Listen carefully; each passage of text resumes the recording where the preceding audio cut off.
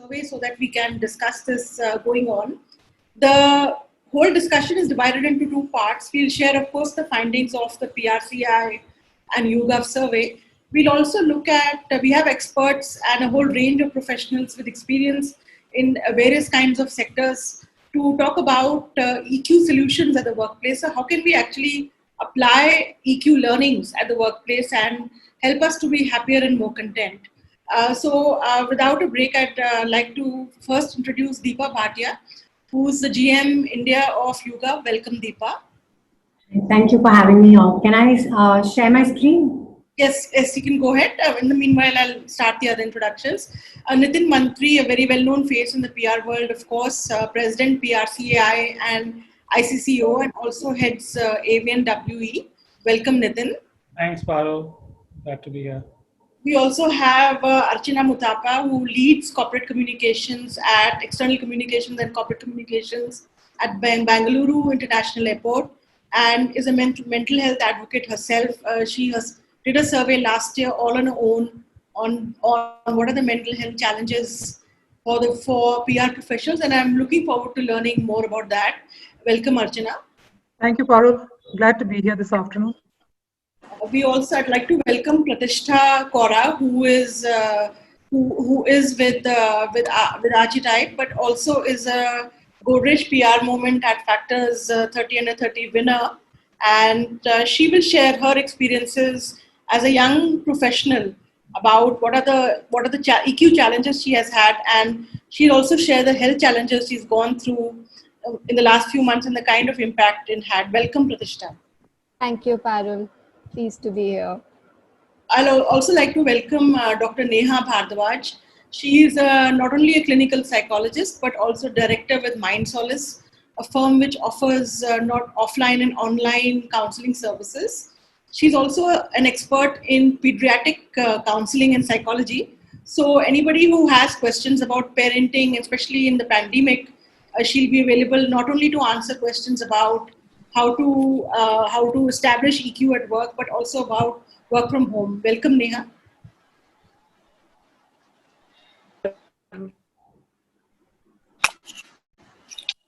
So just on time, I'd also like to welcome Sangeeta Chandran, who leads at TCS, and she's also a mental health advocate herself.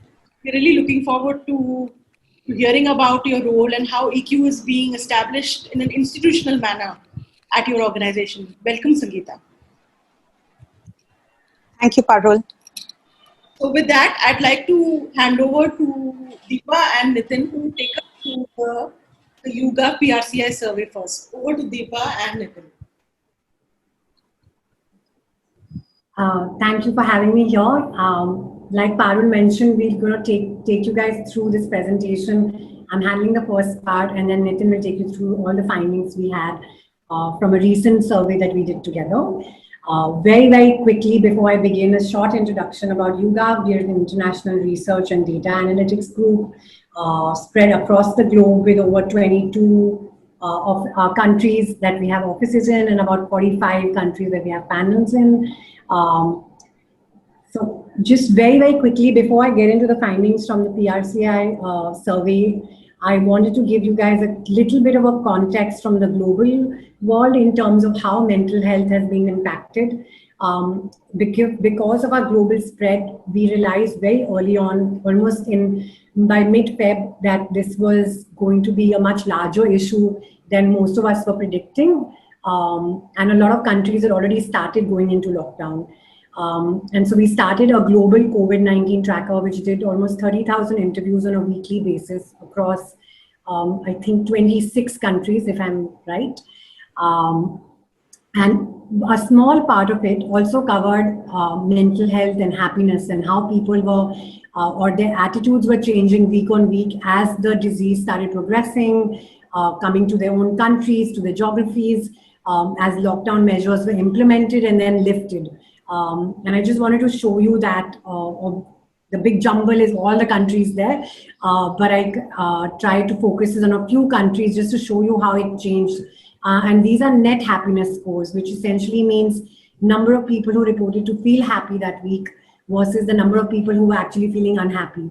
And so you minus that number and come to a net score. And what we see here is quite obviously related to all the lockdown measures. So as Italy started getting a handle on the disease and being able to lift lockdown, we see happiness improve week on week and start, sort of peaking around June. Meanwhile, for India, on the other hand, it's around mid-May when it really starts going down. And we say that, we feel the lockdown pressures, I would assume. And then again, towards the end of May, it starts going up. And so you see a lot of countries come in from a negative territory, but overall, we all tend to still score slightly lower than ideal. We even asked a very simple question, an extremely simple question from our global audiences to just ask you, how has 2020 been treating you so far? What do you think about the year? And what we see is that a large majority, almost 48%, feel it's bad or terrible. And this tends to be much more likely if you are younger and probably a Gen Z or a millennial. Of course, all of us have not had necessarily the best year, but those are really worrying numbers. We also see that it severely impacted mental health in other parts of the world, even like the US, where people self-reported that their mental health was actually worsening and almost on average around 30 to 35%, with a slight skew towards younger audiences again. And similarly, when we asked them, are you feeling lonely or have you ever felt lonely? Most of them felt really lonely, or the loneliness was peaking, again, mostly for the millennials during the COVID outbreak. So very quickly, I wanted to introduce what we've done with PRCAI. We started talking very early during the pandemic, early April, and we ran a series of different surveys. We did one which was more with the agency managers, owners and senior managers on the impact of their business. We did another one with corporate communication professionals and see how their demands from the communication business and their PR agency partners was changing. And then the one that we're sharing today in the findings was the one that we did with our PR agency employees. And this was done in May. We had almost over 580 responses, all thanks to PRCAI, who sent it out across all the groups to get PR agency employees to answer this question. It's a very robust size. And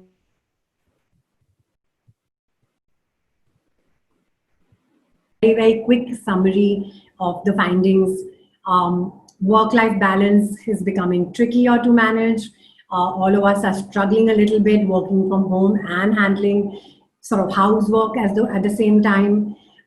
It is impacting our mental health, and we will see later on how and what kind of conditions that we are self-reporting on, that we are feeling. But having said that, well, even people are admitting to feeling slightly out of sorts.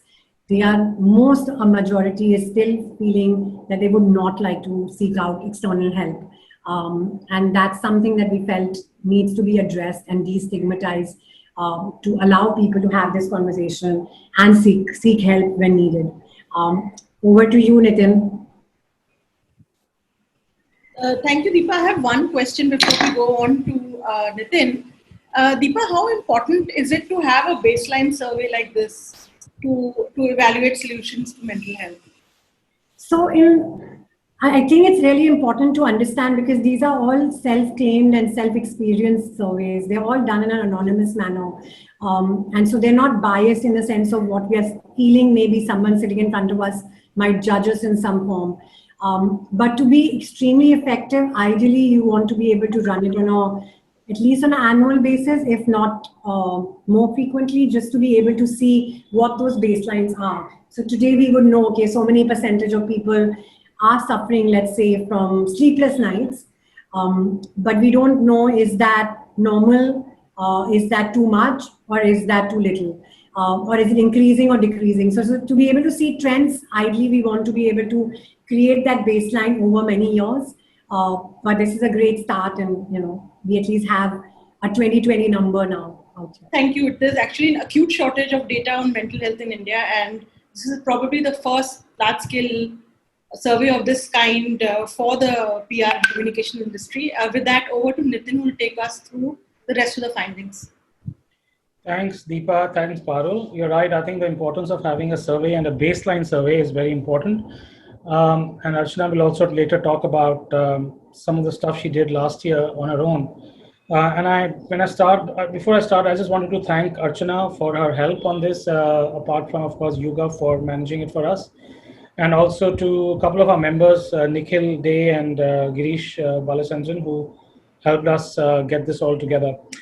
On that note, I think the slide is self-explanatory, but we start with the first point, which is really work-life balance, and not surprisingly, having no work-life balance appears to be the biggest challenge for about 50% of the PR professionals amidst this pandemic. Many seem to be struggling with the fear of job loss or pay cuts and a heavy workload. It's about 38%, more than a third. And again, around a third had a conflict with household duties, especially in a slightly older age group. And again, a similar number, a third of them, about 31%, had increased or unrealistic expectations in the clients or their managers. So all this kind of was very high. Apart from that, social alienation, remote working, lack of clarity about roles and responsibilities, and lack of resources, but a very small number, which is just 7%, were some of the other concerns that came out. Male respondents, interestingly, were more likely to say working remotely has been a challenge for them as compared to women professionals. So that's a very interesting finding, actually. And only 6% said they've been facing no challenges. So that's a very, very small number for a large industry. Can we move to the next slide, Deepa? Thank you. So as we've talked about workload, the working hours, most respondents, about 60%, said they're working up to 12 hours a day, 8 to 12 hours a day, and some are putting in 12 to 16 hours a day, which is about 15%. About 70% said they've been investing more hours in work than when they were working from office previously. So that's a huge number again, almost 70%. About 24% said they've been working for similar number of hours as before. So that's just 1/4. And there is a 7% minority, which is working for lesser number of hours than earlier. About a third, about 34%, also talked about that they work weekend now while they were working earlier, but a third actually said they're working on weekends now, but never did that before COVID-19. So weekends have eaten into about 1/3 people. Next slide, Deepa, please. On the positive side, of course, they've saved travel time and saved money, especially the younger professionals between the age group of 20 to 40 years, more likely to see money saved due to work from home as an advantage than the older ones who fall in the 40 to 60 bracket. Many reported more family time, about 35%, or productivity, 27%, and flexible work schedules, again in the senior age group. Next slide. Many have picked up new hobbies. We've spoken about that, and we've seen lots of videos and tweets about this in the last 6 months. But that's true. About 53%, more than half of the professionals said they picked up cooking, especially baking, as a hobby during the past few weeks of the lockdown, past few months of the lockdown. And 42% have tried to focus on their health, keep themselves active by exercising, meditating, yoga.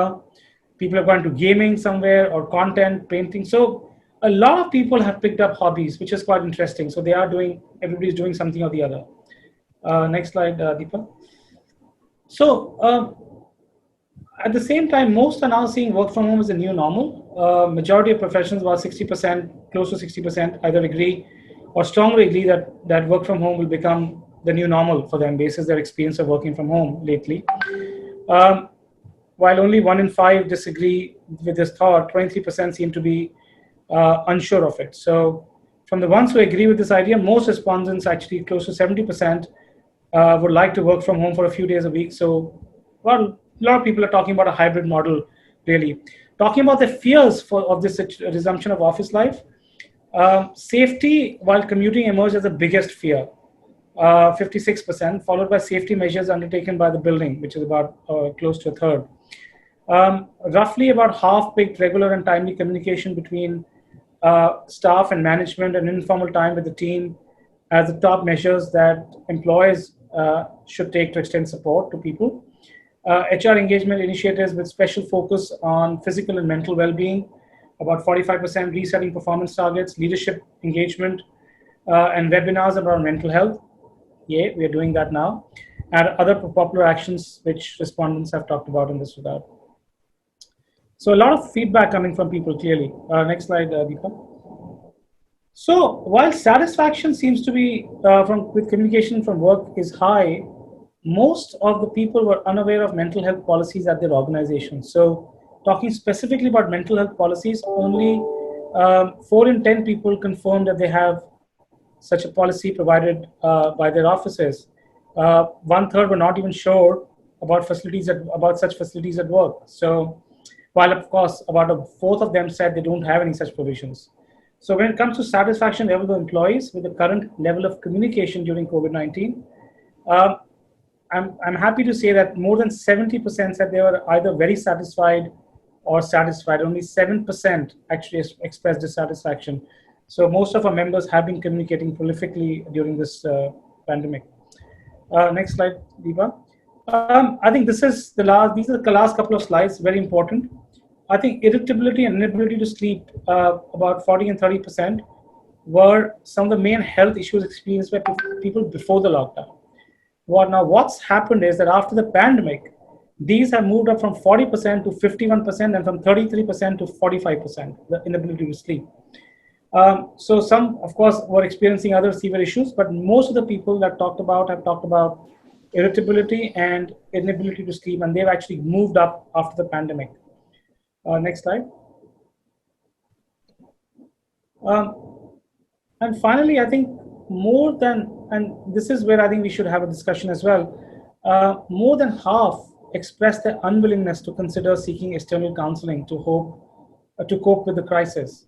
And they said they're not likely to actually go seek. And I think the whole piece of stigma seems to have come out very strongly here. While 44% did say they're somewhat likely to look out for external guidance, but again, that was somewhat likely, not very likely. So I think what we're going to now do is, so that was the survey. So some interesting findings that came up from there. When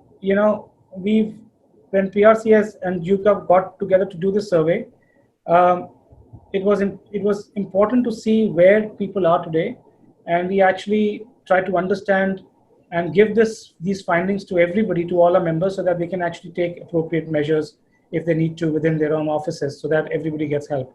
Parul, I'm going to go back to you and open the discussion up with other panelists. Yes.